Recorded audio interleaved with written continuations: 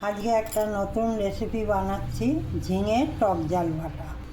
এটা বানাতে আমাদের লাগবে ঝিঙে, কারিপাতা, লঙ্কা, জিরে, তেঁতুল, তিল, বাদাম, একটু হলুদ। 1 চামচের মতন বাদাম আগে থেকে ভেজে রেখে দিয়েছি। কড়াইতে 2 চামচে সাদা তেল দিয়ে দিলাম, তাতে দিলাম জিরে, কাঁচা লঙ্কা, কারিপাতা দিলাম। এর মধ্যে কাটা ঝিঙেটা দিয়ে দেবো, একটু নুন দিলাম। এবার তেঁতুল, একটু হলুদ। এটা সেদ্ধ হওয়া পর্যন্ত ঢাকা দিয়ে দিয়ে করে নেব।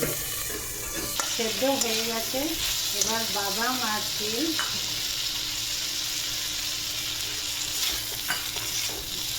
দিয়ে এবার নামিয়ে নেব। ঝিঙেটা ঠান্ডা হয়ে গেছে, এবার মিক্সিতে পেস্ট করে নেব। পেস্ট করে নিয়েছি।